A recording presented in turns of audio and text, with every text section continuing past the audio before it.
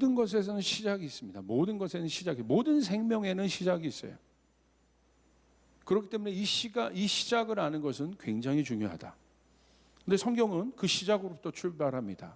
창세기 1장 1절에 태초에 라는 단어부터 시작한다는 거예요. 처음을 말하는 거예요. 태초, 베레시트, 처음.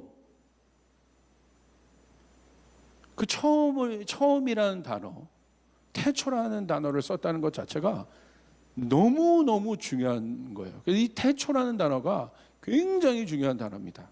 모든 것의 시작이라는 거예요. 가장 본질적이고 근원적인 단어예요. 그 본질과 근원은 뭘 말하는 거예요? 진리를 말하는 거예요. 그래서 성경은 진리입니다. 왜 진리입니까? 이 처음을 다루고 있기 때문에, 시작을 다루고 있기 때문에, 가장 중요한 속성, 본질을 다루고 있기 때문에. 그래서 시작을 알면 뭐가 주어지냐면 이유와 의미를 발견하게 되는 거예요. 이유와 의미를 발견한 삶을 우리는 어떤 삶이라고 얘기합니까? 목적이 있는 삶이라고 얘기하는 거예요. 창세기는 바로 그것을 다룹니다. 우리가 어디로부터 시작되었는지를 아는 것. 그래서 창세기는요, 강력해요. 모든 일에는 시작과 끝이 있어요. 시작을 알아야 끝을 알 수 있는 거예요. 시작을 알지 못한 채 가는 것만큼 답답하고 불안정적인 것은 없습니다. 내가 어디를 향해서 막 나가요. 그런데 시작을 모르고 간다. 굉장히 불안하죠. 어떤 불안함이냐면 이것은 존재적인 불안함이 있어요. 다 있는데 불안한 거예요. 다 갖췄는데 불안한 거예요. 그 내면 저 밑 깊은 곳에서부터 오는 어마어마한 불안함들이 있어요. 그게 바로 존재적인 불안함이에요. 인생도 마찬가지입니다. 시작을 알고 가는 인생은 중간과 마지막이 굉장히 선명합니다. 내가 어디에 있는지 좌표를 아는 거예요. 어디로부터 출발했다는 것을 알기 때문에, 시작을 알기 때문에 내가 어디에 있는지를 아는 거예요. 그리고 내가 지금 어디에 있는지를 아니까 어디로 가는지를 알게 돼요. 굉장히 선명하죠. 분명하죠. 그러나 자신에 대한 시작을 모르고 가는 인생은 언제나 존재적인 물음 앞에서 과거의 자신을 발견하기 위해 노력합니다. 여기 있지만 우리가 현재를 살아가는 이 현재는 미래를 담보하고 있는 현재예요. 그런데 시작을 모르는 사람은 언제나 그 중심이 어디에 가 있어요? 미래가 아니라 어디에 가 있습니까? 과거에 가 있어요. 그러니까 어느 정도 가다가도 한계를 경험하는 것입니다. 답답한 거예요. 왜 그렇습니까? 현재와 미래는 내가 개척할 수 있어요. 내가 만질 수 있어요. 이 현재를 내가 만질 수 있잖아요. 내가 노력도 할 수 있잖아요. 그런데 이 현재가 담보가 되어서 미래가 또 오기 때문에. 그런데 과거는 어떻습니까? 내가 만질 수 있는 영역이 아니라는 거야. 내 힘이 미칠 수 있는 영역이 아니라는 거예요. 특별히 사람의 시작에 있어서 가장 중요한 것이 무엇이겠습니까? 탄생 아니겠습니까? 태어난 것, 출생. 그 출생을 내가 만질 수 있습니까? 만질 수 없죠. 가장 본질적인 거예요. 그래서 시작은. 신앙과 인생도 마찬가지입니다.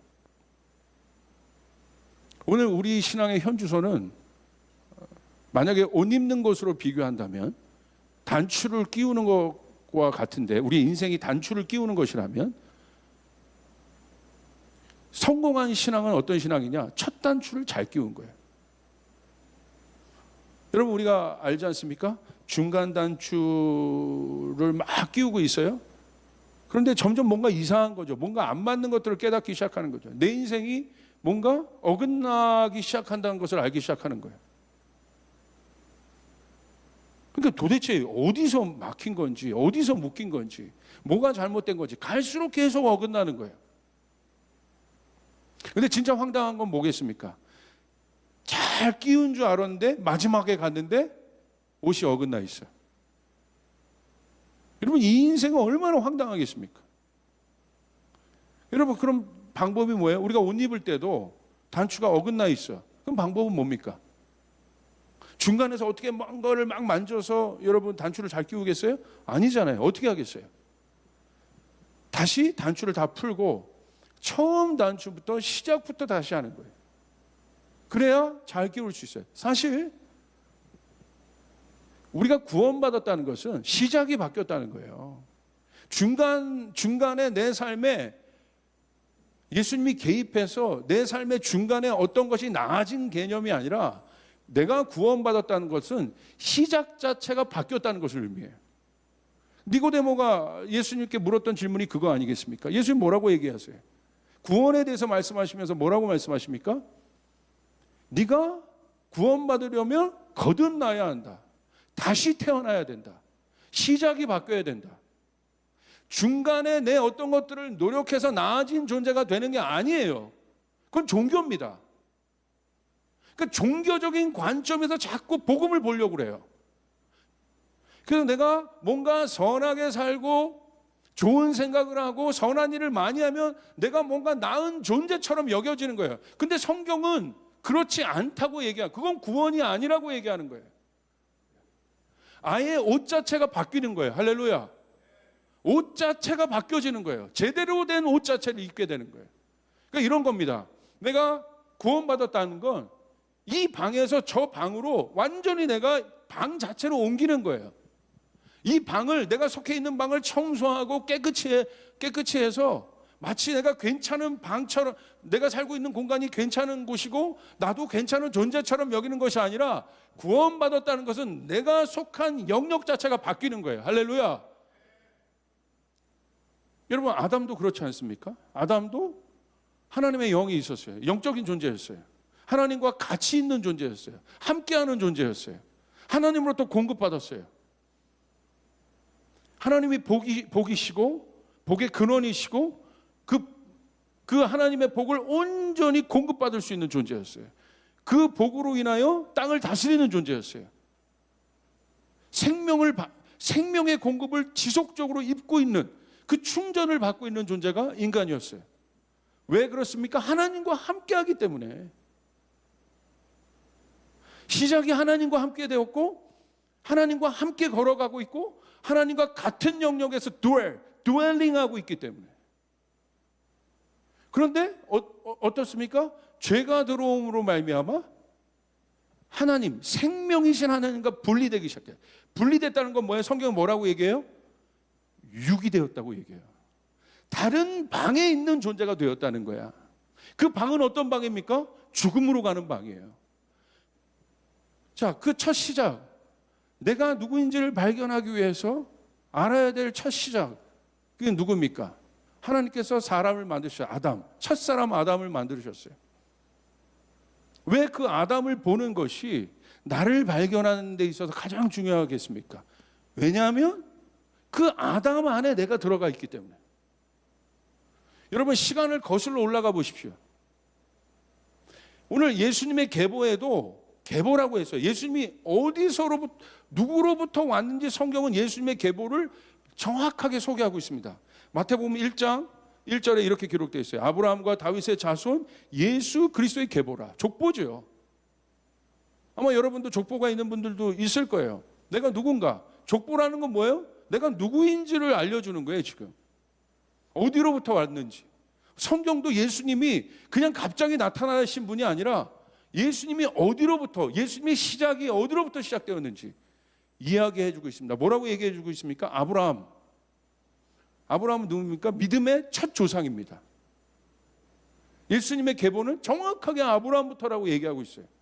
그래서 우리가 아는 것처럼 2절에 아브라함이 이삭을 낳고 이삭이 야곱을 낳고 야곱은 유다와 그의 형제를 낳고 쭉 예수님의 계보가 있는데 여러분 이 족보를 공부해 보면 아브라함 안에도 예수 그리스도의 형상이 들어가 있고 이삭 안에도 예수님의 형상이 들어가 있습니다. 이들의 삶 안에 예수님에 대한 앞으로 오실 예수님에 대한 계시들이 다 드러나 있습니다.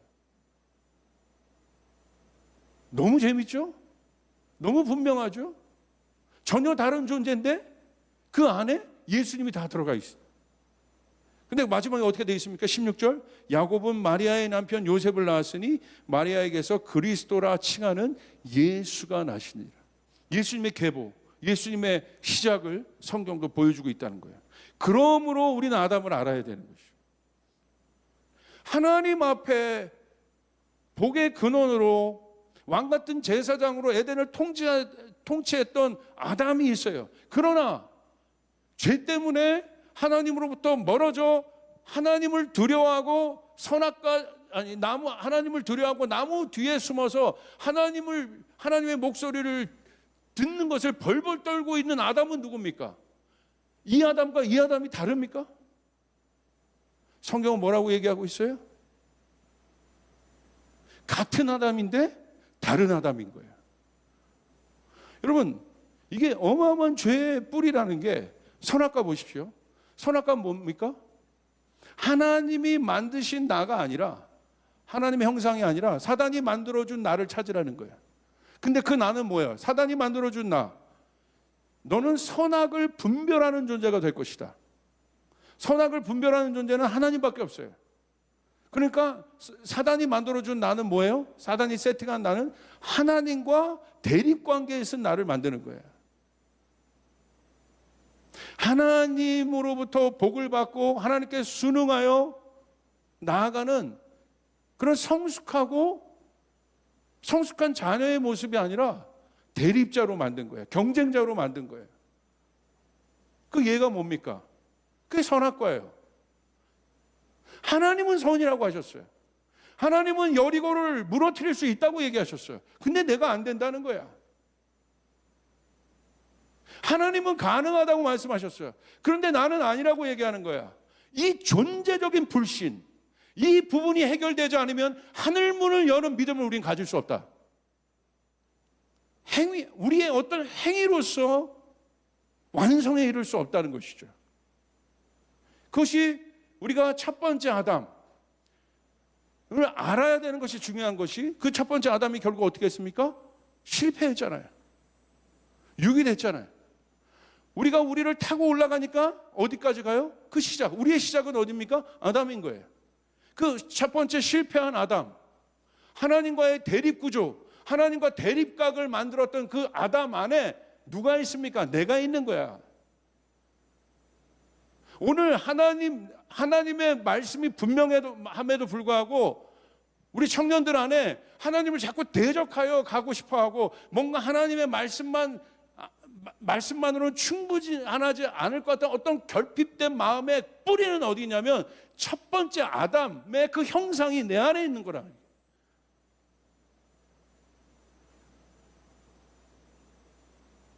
오늘 예수님이 그 스토리를 어디에서 비유하셨습니까? 탕자의 비유가 그거예요. 하나님, 그 본질, 아버지로부터 떠난 탕자, 삶이 어떻게 됐습니까? 아버지로부터 떠났을 뿐인데, 아버지로부터 떠났다는 건 뭐예요? 자기 힘으로 살겠다는 거야. 자기가 중심이 되겠다는 거예요. 그리고 결국 어떻게 됐습니까? 실패하잖아요. 어렵잖아요. 그럼 탕자의 해결은 무엇입니까? 돌아오는 거야. 원래의 자리로 돌아오는 거야. 아담이 죄를 짓고 나서 탕자처럼 하나님의 낯빛을 피하여 숨었습니다. 하나님의 첫 질문은 뭡니까? 책망하지 않으셨어요. 보십시오, 말씀을. 너 어떻게 선악과를 먹을 수 있느냐? 책망하지 않으셨다는 거야. 하나님의 첫 질문은 뭐예요? 아담아, 네가 어디 있느냐는 거야.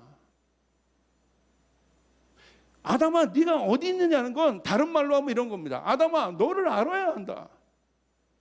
네가 있어야 될 자리, 너의 좌표는 여기야. 네 인생의 좌표, 네가 현재 있을 자리는 여기란다. 나무 뒤에 숨어있는 존재가 아니다. 이 질문이 가장 본질적인 질문이에요. 아담아, 네가 어디 있느냐? 그 말은 어떤 말입니까? 돌아오라는 거야. 원래 그 자리에 있으라는 거야. 나와 교제했던 자리, 나와 사귀었던 그 자리, 너는 그런 존재니까 거기 있으면 돼. 아담아, 아담이 해야 될 일은 뭡니까? 부끄럽지만 죄책감이 있지만 돌아오면 되는 거예요. 그 자리에 서서 하나님의 은혜로 다시 일어나면 되는 거예요. 할렐루야. 만약에 아담이 그랬다면 역사는 바뀌었을 겁니다. 근데 아담이 그렇게 하지 않았잖아요. 아담아, 네가 어디 있느냐?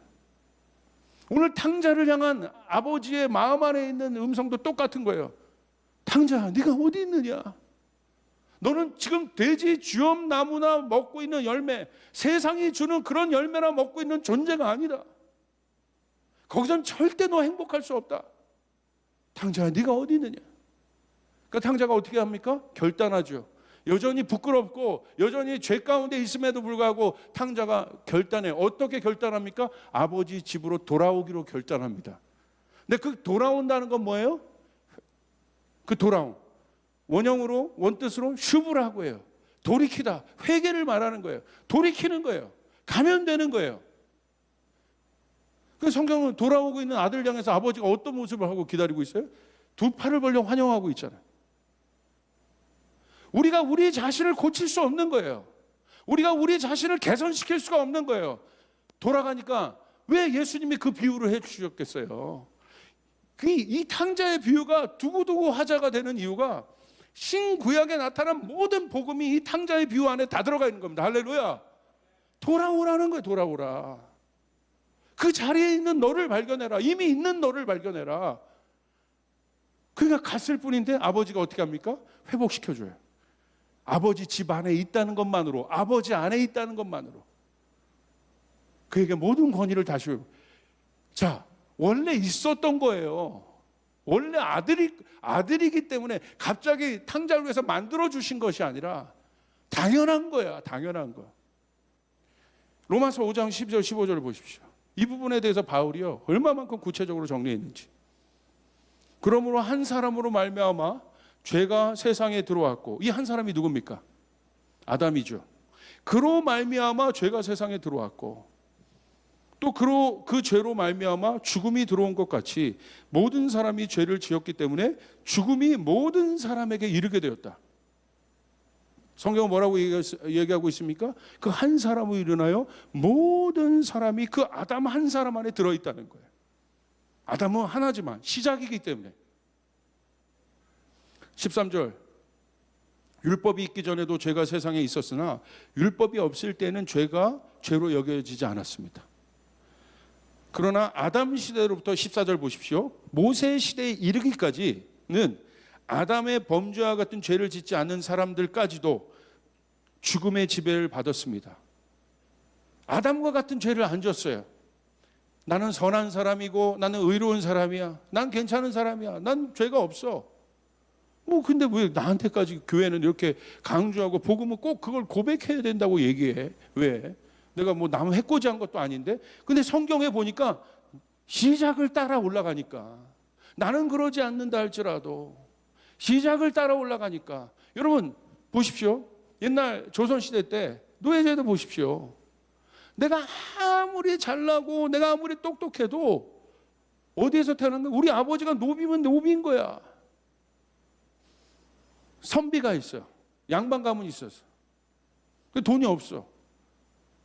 그래도 양반인 거예요.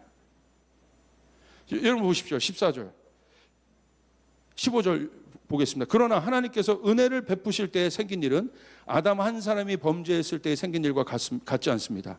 한 사람의 범죄로 많은 사람이 죽었으나 하나님의 은혜와 예수 그리스도 한 사람의 은혜로 말미암은 선물은 많은 사람에게 더욱더 넘쳐나게 되었습니다. 할렐루야. 오늘 바울의 위대함은 이겁니다. 한 사람 안에 인류 전체를 얘기해버려요. 오늘 14절을 보십시오. 아담은 장차 오실 분의 모양. 왜 이 바울이 이 얘기를 했겠습니까? 첫 번째 실패한 아담 안에 우리가 다 들어가 있는데, 거기서 내가 아무리 노력해도 벗어날 수가 없는 거야. 내가 왕이어도 벗어날 수가 없는 거야. 내가 빌 게이츠 같은 부자여도 첫사람 실패한 죄인의 아담 속에서 우리가 나올 수 없는 거예요. 근데 바울은 얘기해요. 오히려 그 실패한 아담이 장차 오실 그리스도의 모형이 된다. 그렇기 때문에 우리는 누구를 기대합니까? 두 번째 아담을 기대하는 것이에요. 그분이 와서 첫 번째 아담 안에 들어오셔서 아담의 모든 것을 짊어지시고 그분이 어떻게 하셨습니까? 죽으신 거예요. 첫 번째 아담을 죽이신 거예요. 그리고 그분이 죽음에서 끝나는 것이 아니라 그건 하나님만이 할 수 있는 것입니다. 다시 태어나는 거, 다시 부활하는 거. 할렐루야. 스스로 부활하신 거. 그리고 스스로 부활하셔서 주님께서 첫 번째 아담의 원형을 회복하신 것이에요.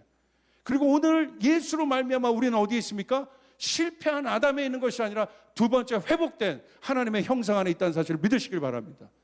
오늘 우리는 거기에 있는 것이에요. 그분으로 말미암아 새롭게 시작된 것이에요. 오늘 내가 예수를 믿었다는 건 예수님으로 인하여 나의 모든 것이 바뀌었다는 것이에요. 그러므로 이제 우리는 실망하지 않습니다. 이제 하나님 우리에게 물어요. 이제 네가 어디 있느냐? 그러면 이제 우리는 얘기해야 돼요. 가슴에 손을 대고 외쳐야 돼요. 나는 실패한 아담 안에 있지 않는다. 나는 그리스도 예수 안에 있다. 로마서 8장 1절 2절, 로마서 7장에는 그 싸움을 합니다. 막 싸우죠. 두 자로. 로마서 8장 1절, 드디어 바울이 아주 깨달았어요. 내가 뭔가를 또 개선하고 노력하고 뭔가 종교적인 어떤 행위를 해서 내가 변한 것이 아니라 하나 깨달았습니다. 강력한 진리. 그건 뭡니까? 예수 안에 있는 나. 로마서 8장 1절 2절 우리 같이 한번 크게 한번 읽어봅시다. 시작. 그러므로 이제 그리스도 예수 안에 있는 자에게는 결코 정죄함이 없나니 이는 그리스도 예수 안에 있는 생명의 성령의 법이 죄와 사망의 법에서 너를 해방하였으면. 할렐루야. 우리가 확인할 것은 뭡니까? 내가 예수 안에 있다는 것. 그것만 확인하면 되는 거예요. 믿음이라는 것은 그러므로 내가 예수님 안에 있다는 사실을 발견하는 것입니다. 더 이상 흔들리지 마세요. 우리는 예수 안에서 이미 새로 시작되었습니다. 2020년 마지막 주, 그리고 2021년 이제 다음 주면 새로운 주가 될 것인데 마지막 주와 새롭게 시작되는 이 마지막과 새로움은 사실 겹치는 거 아니겠어요? 그래서 중요한 거 아니겠습니까? 이 마지막 주 우리는 누구로 이 2020년 이 어려운 때를 정리하고 또 한 해를 맞이할 것입니까? 예수 안에 있다는 사실을 우리 발견합시다. 아멘. 내가 예수 안에 있다. 내가 그 예수님 안에 있다. 이것을 믿을 때 우리는 슬픔, 걱정, 근심, 질병, 두려움에 있지 않게 됩니다. 이 모든 것은 어디에 있는 것입니까? 첫 번째 아담 안에 있었던 거예요. 그 십자가는 게이트라고 했어요. 십자가의 게이트로 말미암아 우리가 지성소, 예수님 안에 있어. 예수님 안에 뭐가 있습니까? 치유가 있습니다. 예수님 안에 회복이 있습니다. 예수님 안에 능력이 있습니다. 예수님 안에 기적이 있습니다. 그래서 믿음의 역사는 바로 이걸 아는 거예요. 히브리서 10장까지, 히브리서 1장부터 10장까지 주구장창 히브리서 기자가 외치는 건 뭐예요? 예수를 드러내는 것이에요. 그분이 어떤 분인가? 왕의 기름 부음을 받은 예수가 누구인가? 1장서부터 그분이 누구신가? 제사장이신 예수는 누구인가? 그러면서 히브리서 11장으로 가서 믿음장으로 바뀌는데, 믿음은 바라는 것들의 실상이요 보지 못하는 것들의 증거는 샤먼적으로 내 안에 있던 소원풀이하는 진리가 아니라 그 증거가 누굽니까? 바라는 것들, 모든 만물이 그 예수가 드러나기를 바라는 것이야. 할렐루야. 우리는 다른 것을 소유하는 것이 아니라 예수님 안에 있게 되면 우리 안에 능력이 회복되고 우리 안에 예수님 가운데 허락되신 모든 부유함과 풍성함들이 우리 안에 절로 회복된다는 사실을 여러분 믿으시길 바랍니다. 우리 조이풀 청년들은 이미 그렇게 준비되어 있어요. 오랫동안. 신나죠? 아멘. 오늘 이제 고백합시다. 나는 예수 안에 있다. 예수 안에 있는 나를 발견할 때 진짜 믿음이 생겨나게 되는 것입니다. 그 믿음으로 승리하는 여러분 되시기를 바랍니다. 여러분의 가정은 예수님 안에 있습니다. 우리 교회는 예수님 안에 있습니다. 대한민국은 예수님 안에 있습니다. 열방은 예수님 안에 있습니다. 그러므로 이 진리를 선포합시다. 믿음으로, 설명이 아니라 선포로, 캐리그마야 이 말씀이 회복되어 승리할 수 있는 우리가 되기를 주님의 이름으로 축복합니다.